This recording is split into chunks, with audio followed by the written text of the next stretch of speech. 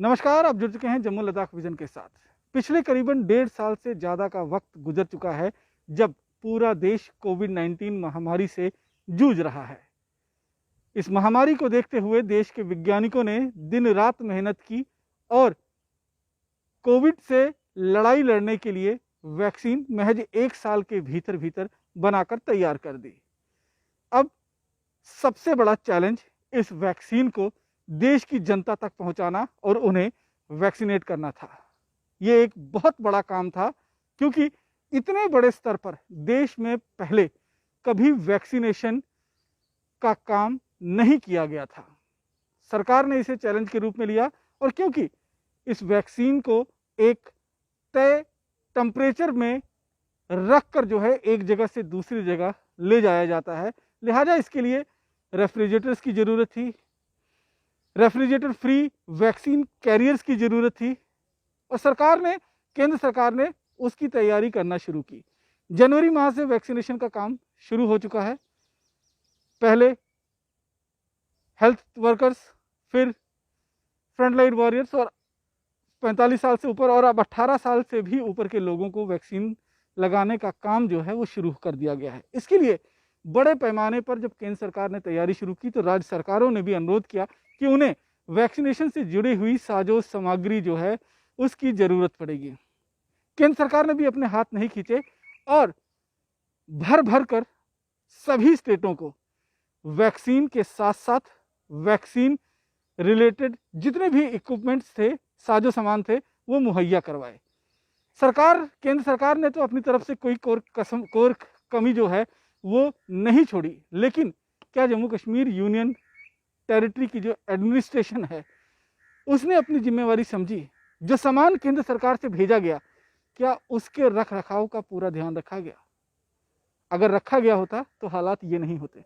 जनाब, ये तस्वीरें इस समय आप देख रहे हैं नगरोटा में जो फैमिली वेलफेयर और हेल्थ डिपार्टमेंट का स्टोर है। यहाँ पर आप देखेंगे ये रेफ्रिजरेटर फ्री यानी कि फ्रिज फ्री वैक्सीन कैरियर हैं। ये वो कैरियर हैं जिन्हें बूथ तक ले जाया जाता है जहां वैक्सीनेशन का प्रोसेस चलता है, जहां लोगों को वैक्सीनेट किया जाता है और उस वैक्सीन को दूसरे शहर तक पहुंचाने के लिए, उसे स्टोर करने के लिए भी इन कैरियर्स का इस्तेमाल होता है और छोटे बड़े फ्रिज का जो है वो इस्तेमाल होता है। ये फ्रिज, आप छोटे वाले फ्रिज जो हैं वो देख सकते हैं, करीबन 2 महीने से ये फ्रिज जो हैं वो कमावेश इसी स्थिति में खुले आसमान के नीचे पड़े हुए हैं। कहीं इन 2 महीनों में आपने देखा कि किस तरह से तूफान आया, किस तरह से बारिश हुई, किस तरह से बाकी यहाँ पर जो है मौसम बिगड़ा, धूप हुई, लेकिन चाहे धूप हो, आंधी हो, तूफान हो, ये साजो सामान जो है वो इसी तरह से पड़ा हुआ है और इसके ऊपर से कोई तरपाल भी जो है वो नहीं दिया गया। हो सकता है इसके अंदर पैकिंग ठीक हो, लेकिन फिर भी इनके लिए प्रॉपर शेड का इंतजाम करना कहीं ना कहीं सीधे तौर पर यूटी प्रशासन की जिम्मेवारी बनती थी। ये बड़े फ्रिज जो हैं वो आप देख सकते हैं बड़ी संख्या में यहाँ पर रखे हुए हैं, लेकिन वो भी सीधे आसमान के तले, खुले आसमान के तले पेड़ के नीचे रखे गए हैं। बारिश आएगी, तूफान आएगा, जो इसमें लकड़ी लगी हुई है, जो इस पे गत्ता लगा हुआ है, वो सड़ जाएगा और नुकसान अंदर तक हो सकता है। अब ये लापरवाही है, चूक है या फिर सरेआम एक जनता के साथ धोखा होगा, क्योंकि ये हमारे और आपकी जेब से निकली हुई गाड़ी कमाई से ही खरीदा हुआ साजो सामान है, जो इस समय कोविड-19 वैक्सीन के रूप में केंद्र सरकार हमें भेज रही है, सरकारों को भेज रही है, राज्य सरकारों को भेज रही है, यूटी सरकारों को भेज रही है और वो जनता तक वैक्सीन पहुंचाई जा रही है। कायदे से होना चाहिए था कि ये जब सारा साजो सामान यहाँ पर लाया गया था तो इनको प्रॉपर शेड के नीचे जो है वो रखना चाहिए ताकि इनमें किसी तरह की कोई खराबी ना आ सके, लेकिन ये सीधे तौर पर लापरवाही जो है वो यहाँ पर देखने को मिल रहा है। जिस तरह से यहाँ पर आप देखेंगे कि ये गाड़ियाँ जो हैं कबाड़ बन चुकी हैं। कुछ दिन अगर हालात यहाँ पर इसी तरीके से रहे तो ये भी कबाड़ बनते हुए देर नहीं लगेगा और ऐसे में ये जिम्मेवारी किसकी होगी? सीधे तौर पर ये तस्वीरें हम आपको इस समय नगरोटा के फैमिली वेलफेयर डिपार्टमेंट की तरफ से देख रहे हैं। ये वैक्सीन वैन है जहाँ से वैक्सीन को ले जाया जाता है, लेकिन इन वैक्सीनों का तो ठीक है, लेकिन ये अगर आप साजो सामान देखेंगे कि बिना किसी तिरपाल के, बिना किसी शेड के इनको खुले आसमान के नीचे इसी तरीके से रखा गया है। और ये करीबन 2 महीने से लगातार सामान आता जा रहा है, सप्लाई जा भी रही है, लेकिन उसके बावजूद यहाँ पर रख रखाव को लेकर सीधे तौर पर बड़ी लापरवाही जो है वो देखने को मिल रही है। यहाँ पर जो अधिकारी हैं उनसे भी बात करने की कोशिश करेंगे और आप से ये भी जानने की कोशिश करेंगे कि आखिरकार क्यों इतने बड़े पैमाने पर ये लापरवाही जो बरती जा रही है, क्योंकि ये वो साजो सामान है जो हमारी और आपकी ज़िंदगी को बचाने के लिए केंद्र सरकार की तरफ से भेजा गया है। यहाँ पर अगर आप देखेंगे ये छोटे फ्रिज किस तरह से इनका जो गत्ता है वो पूरी तरह से फट चुका है और यहाँ पर इन बॉक्सेस को भारी नुकसान जो है वो पहुँचा हुआ है। ये लॉट नंबर जम्मू कश्मीर को जो भेजा गया है वो लॉट है और पिछले कई दिनों से बारिश जो है इसमें है। आप यहाँ इंचार्ज हैं सर? नहीं, मैं काम करते हैं। ये कितने दिनों से ये सामान इस तरह से पड़ा हुआ है? ये सर सामान रखने की जगह नहीं थी, ये ख़राब होने वाला सामान नहीं है सर। नहीं, लेकिन फिर भी सर फ्रिज है, कैरियर्स हैं, बाकी चीज़ें हैं, गत्ते हैं। पीछे 2 महीने में बारिश आई, तूफान आया, आंधी आई, तो ऐसे में लापरवाही तो है ना सर? नहीं, लापरवाही तो है सर, क्या करेंगे, अब जगह नहीं है। ये सामान ख़राब होने वाला थोड़ी है सर, ये तो जा रहा है डिस्ट्रिक्टों में। डिस्ट्रिक्ट में तो जा रहा है, लेकिन हमें पिछले 1.5-2 महीने से लगातार रिपोर्ट मिल रही है कि जो सामान जनवरी महीने से आना शुरू हुआ है उनके रखने के लिए अभी तक कोई इंतजाम नहीं किया गया। नहीं, वो तो है सर, अभी जा रहा है। ये तो रखने के लिए नहीं है सर, साथ साथ निकालने के लिए, कोविड का सामान है, साथ साथ जाने के लिए है ये। अभी किसी वजह से गाड़ियाँ नहीं आ सकी, अब आ रही हैं, जा रहा है सामान। नहीं, लेकिन 1 महीने तक लॉकडाउन था, सब कुछ बंद था। 1 महीने में कितनी बारिश हुई, कितना तूफान आया, कितनी आंधी चली, उसमें ये सारा सामान ऐसे ही भीगता रहा। ना इसके ऊपर कोई तरपाल दिया गया है, ना यहाँ पर तो है थी सर, लेकिन एक्चुअली उड़ गई, तूफान इतना आया, आप देख रहे हो सर। काफ़ी कोई बंदोबस्त किया था इन्होंने। आप लोगों ने अपने जो सीनियर्स थे उनको इस बारे में बताया नहीं कि तरपाल उड़ गया है या यहाँ पर नुकसान हो सकता है? सीनियर तो सर कर रहे हैं अपना काम, वो सीनियर तो अपने काम कर रहे हैं, ऐसी कोई बात नहीं है। सामान आ रहा है, जा रहा है, बाकी ये अच्छा सामान आया नहीं आज तक, ये तो कोविड की वजह से आ रहा है ना। कोविड की वजह से ही आ रहा है। देखिए, केंद्र सरकार ने तो अपनी जिम्मेवारी समझी, जो उन्होंने सामान भेजना था यहाँ भेजा। आपको कैरियर की जरूरत थी, कैरियर आपको भेज दिए गए, जो फ्री जो कैरियर थे वो भेजे। आपको छोटे फ्रिज की जरूरत थी, वो भेज दिया। आपको बड़े फ्रिज की जरूरत थी, केंद्र सरकार ने सारा सामान आपको भेज दिया, वैक्सीन भेज दिया, सब कुछ भेज दिया।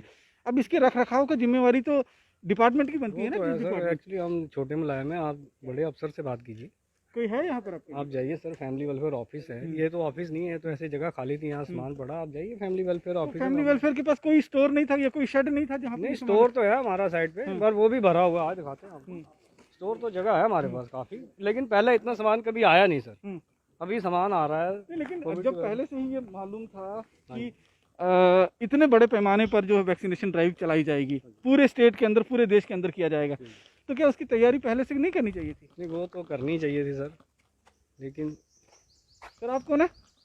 अभी मीडिया से हूँ सर। अच्छा, मीडिया से, ओके। तो ये अभी जो मतलब कितने दिनों से ऐसा सामान जो है पड़ा हुआ है? ये भी सर ज़्यादा महीना हो गया होगा, और कितना महीने से ज़्यादा ही हो गया। चलो ये देखिए, ये स्टोर इनका काफ़ी बड़ा स्टोर है, देखिए। ये देखिए स्टोर, देखिए स्टोर के बाहर भी सामान लगा हुआ है, लेकिन प्रोसेस चाहिए था। पीछे आप देख सकते हैं कि पूरी ग्राउंड पड़ी है। अगर 20 दिन के अंदर DRDO का सेंटर बनकर तैयार हो सकता है तो यहाँ पर टेम्परेरी शेड बनाकर वहाँ पर साजो सामान को रखा जा सकता था, लेकिन करे कौन, दिक्कत कौन उठाए और जिम्मेवारी कौन समझे? लेकिन ये जिम्मेवारी आप देख सकते हैं, ऊपर से डब्बे जो हैं वो ज़्यादातर डब्बे जो हैं वो फट चुके हैं, गत्ते जो हैं वो फट चुके हैं। हो सकता है कि अभी अंदर सामान ठीक हो, लेकिन अगर कुछ देर और ऐसा पड़ा रहा तो ये हालात जो हैं और ज़्यादा यहाँ पर बिगड़ सकते हैं। और ये सीधे सीधे लापरवाही का एक नमूना है जो जम्मू कश्मीर यूनियन टेरिटरी की तरफ से, जो फैमिली वेलफेयर डिपार्टमेंट है उनकी तरफ से ये जिम्मेवारी बनती थी। ये आप देख सकते हैं वैक्सीन वैन जो ministry of health and family welfare government की तरफ से यहाँ पर भेजी गई थी, ताकि इसमें से वैक्सीन जो है वो सेंटर्स तक पहुँचाई जा सके, वैक्सीन जो है वो दूसरे डिस्ट्रिक्टों तक पहुँचाई जा सके। लेकिन यहाँ पर जो साजो सामान पड़ा है उसको देखकर आप अंदाज़ा लगा सकते हैं। यहाँ पर आप पीछे देखेंगे तो काफ़ी ज़मीन जो है वो पड़ी हुई है, यहाँ अंदर भी आप देखेंगे तो काफ़ी ज़मीन है यहाँ पर। अगर चाहते तो यहाँ पर एक टेम्परेरी शेड बनाकर, टीन का ही शेड बनाकर, लेकिन इन सामान को स्टोर किया जा सकता था। लेकिन फिलहाल यहाँ पर तस्वीरें जो हैं वो अपने आप में सारी कलाई और सारी पोल जो है वो खोलती हुई नज़र आ रही कि करीबन 2 महीने से भी ज़्यादा का समय बीत चुका है। ये सारा साजो सामान यहाँ पर कमावेश इसी तरीके से पड़ा हुआ है।